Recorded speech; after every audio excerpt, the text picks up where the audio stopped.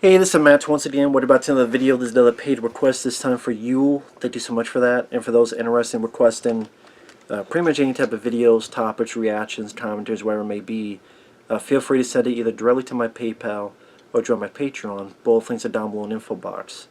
And this is for a film called Moon Warriors from 1992, directed by Sammo Hung, who, great martial artist. Liked him in Eastern Condors. That's a really good one. Some of the stuff he's done with Jackie Chan. He directed Mr. Nice Guy, which I liked. What was it? Was it called Enter the Fat Dragon? It was something like that. And I thought he was good in that movie.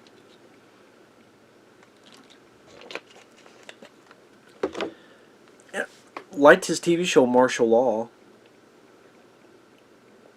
But yeah, liked a lot of his stuff. And what I was getting at is, he directs this.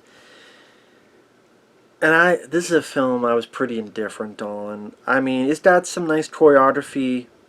It's just some nice pieces of cinematography and location. But the story, the finale, some really weird bits in the film. It's also very much a wushu film. That crouching, like you would see later, Crouching Tiger, Hidden Dragon, that type of style. Very much wire work, very much people flying around. Maybe not as much as other movies. It's a period piece film. I'll be honest, when I look at Hong Kong action movies, I'm more in the style of either John Woo or Police Story or that type of stuff. And then action movies in general, Jean-Claude Van Damme, Jeff Speakman, early Steven Seagal, Sylvester Stallone, Jeff Wincott, maybe Gary Daniels, PM Entertainment, Rage, Riot, really like Riot, Land of the Free, Jeff Speakman, The Perfect Weapon. Like, those are more my kind of action movies. The wushu, the wire work, there are films, yes, I do like that, incorporate that, yes, but that's not really what I'm 100% drawn to, if that makes sense. So, like Sammo Hung, I much prefer a film like Eastern Condors, which is like his version of The Dirty Dozen, compared to this. So Andy Lau stars in it as a fisherman. You have some ladies I recognize. A princess played by Anita Moy, who I think sadly she was a singer who has passed away. And she was in Rumble in the Bronx. She was the one who wanted to buy and ultimately did buy the store from Jackie Chan's uncle. You also have Maddie Chun, who played Jackie Chan's girlfriend in some of the Police Story movies. Especially the first two. Sorry I'm hesitating because I'm trying to remember the plot, honestly. You have this prince who's chased by his evil brother, and the brother wants the good prince to get the hell out. So the evil brother has him and his men, and the good prince has this princess he's going to marry, played by Anita Moy. He also has his bodyguard, played by Maddie Chun.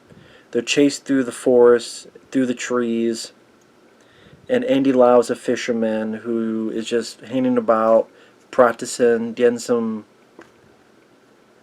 tree bits, good with a sword. He knows that there's assassins under the trees, which I forget what movie it was that I saw that I thought did that much better, where there's assassins under the trees. I forget what the hell it was called, but I thought that was just much more. Something about that was much. I forget what the hell it was called. Was it Legend of a Fighter, or the? Sorry, my brain's going. Anyway, bad guys try to fuck up the prince and the princess. Our lead guy helps out. Says, hey, I got a village nearby. You guys come on by. Meanwhile, when I say there's some weird stuff in this, like the first big scene we have of the villain, this guy pisses him off. So he uses the bow to cut the head off. I don't know how that works. I mean, if a bow is that razor sharp to cut someone's head off, you wouldn't be able to pull and use a fucking arrow. But I guess somehow he's able to take the bow and cut a head off, kicks it, shoots it, hits the head, goes through a piece of fire, and settles for a warning. I'm like, okay. Also, our lead guy, he has a pet killer whale. An orca. A pet killer whale. And every time it shows it, you could tell they shot it in like a separate location. With the way the color of the water is different, and the way how no other actors are in the same frame, and the camera's a lot closer. Like you could tell that it was either shot in, I don't want to say SeaWorld, but it was, wherever the hell it was shot. You could tell each time it cuts through, you could tell that's at a different location. It's very obvious, and it's like, okay. It's just weird. Okay, he's got a pet killer whale. How the killer whale is there, I don't fucking know. Just there.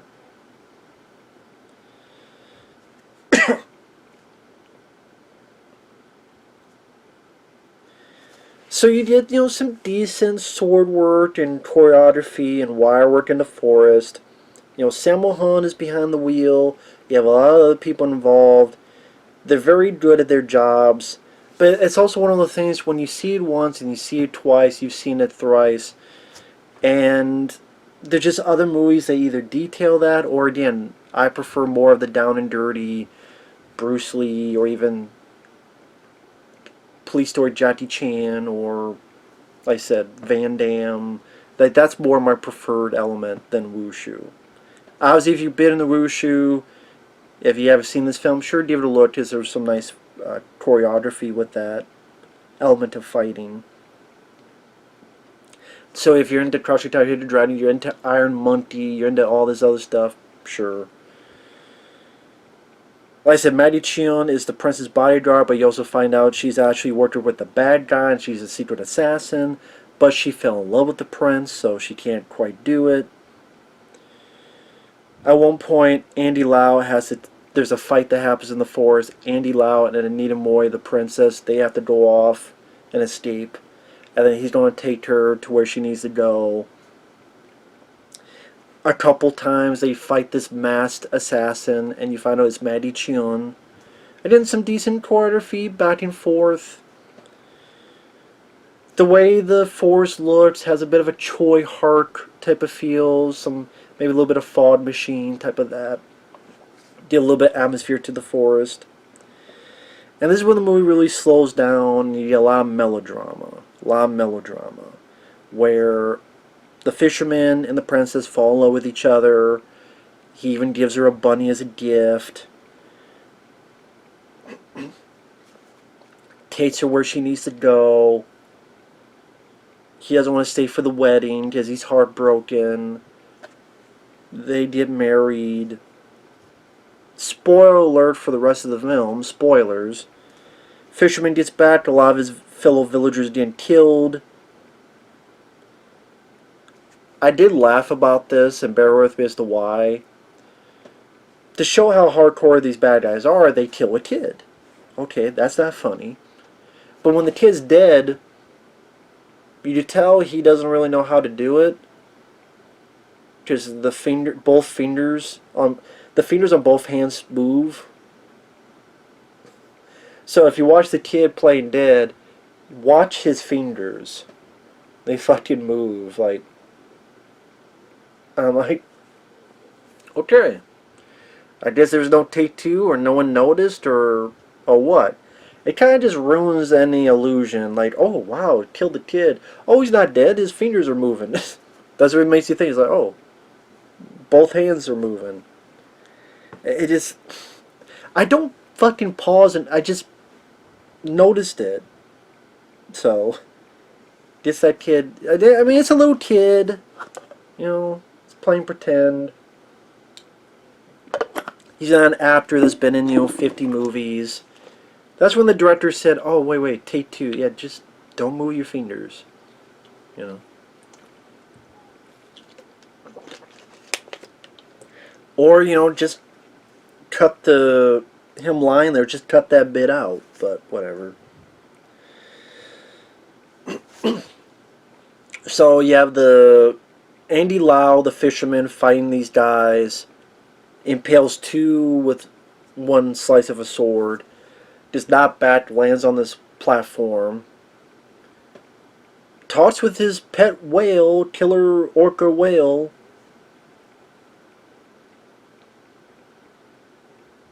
I swear there was more chemistry between him and the whale than it was between him and the princess. That'd be a different movie. So while that's happening, the good prince, the bodyguard who worked with the bad guy but is in love with the prince, and the princess, all three of them are fighting the bad guy. And all three of them get their asses kicked. And one dies, and then spoilers, Marichion dies, and is cut up and stabbed.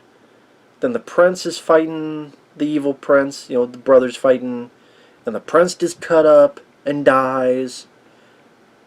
And then the lead guy, the fisherman, gets up and they're fighting, and he gets his ass kicked. And literally the fucking whale comes up and bats the bad guy. I went, what the fuck is this? What the fuck is this? And then Anita, the princess, Anita Moy, blinds the bad guy, but she gets stabbed, and then she dies. Like, is everybody gonna die in this fucking movie? Almost. Surprised the whale didn't fucking die. Although the whale was the best actor in the, best character in the movie, I would say. And even though this bad guy is now blind, our good guy still can't fight him. And he's like, he does this thing where Andy Lau's holding the girl dead, and he's sad, of course. The guy's blind, going towards him. Andy Lau, puts his sword up. I guess the sword breaks, and then Andy Lau gets impaled against the wall. And you know how the bad guy dies? A fucking stone just falls and crushes the guy. And then Andy Lau looks impaled and dead, but he's moving. And then it cuts to sometime later. He's walked around that site, and the site has grown flowers. And he goes off with his fisherman, his flute, and the movie's over. And I'm sitting there going, so this whole point of the movie was for the maybe save the prince, or maybe save the princess, but the prince dies, the princess dies, the bodyguard dies, looks like Andy Lau dies, and no one can defeat this bad guy. Even the lead guy can't defeat the bad guy. The bad guy just pretty much accidentally kills himself because he's blinded, and then a fucking stone falls on him. If people find that satisfying to each their own, it's just not satisfying for my cup of tea and my taste. I don't care about the melodrama, didn't care about the romance story. I thought the middle portion fairly slowed down to a crawl. If you like Wushu choreography, you watch this, but I don't know, I could watch plenty of other movies. I could watch some of the older Jet Li films. What was that movie with him and Michelle Yeoh? Twin Warriors. I'll just go watch Twin Warriors, which I will prefer over this. Like I said, I'm not a big wire work wushu guy, but yes, there are films I enjoy that do involve that. Hell, Exit Wounds, just things that all involves wire work. Not big on the wire work, but I still enjoy the film. And it's just, like I said, I'm not even a fan of Crouching Tiger, Hidden Dragon. Not a fan of that. I'm still not a fan of it. It's not my cup of tea. So, like, if you ask me my favorite Jet Li films, it'd be Kiss of the Dragon, Fist of Legend, stuff like that. And, the other films I mentioned as well. But I said even Wushu, it's either weird stuff like the killer whale stuff, and the ending was just not satisfying. I don't think there was a whole lot of chemistry between the characters. Like I said, there's more chemistry between Andy Lau and his killer whale pet than between him and the princess. And I just didn't care, and I just see why I had never heard of this film before. But hey, if you're really into this stuff, people love it. It gets 4.5 out of 5s and 4 out of 5s. Maybe it's just one of those that's just not my cup of tea. Don't worry about what I have to say. If you like Rushu, go see it anyway. But again, it didn't do much for me. I didn't hate the film. There is these very competent martial artists like Andy Lau, and Sammo Hung knows how to shoot action scenes fairly well. Choreography can be nicely done, but at the same time, I think they didn't care. Did not care, and it just either I've seen the same stuff done in other movies done better, or more entertaining and more satisfying. Really didn't care for the story. Didn't really, truly didn't care for the resolution of the story. I'm like, what the fuck? This is lame. Seemed it was all fucking pointless. Seemed like it was all for nothing. I guess the bad guy died, but I did accidentally killing himself pretty much. But your lead guy didn't really do much except he got himself impaled.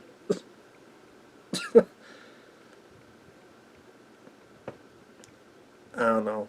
Maybe it's just difference in culture, difference in opinion. I don't know, whatever you want to put. Difference in taste. Whatever it may be. So, with that said, thanks for watching. Take care. We'll see you guys later. Bye-bye.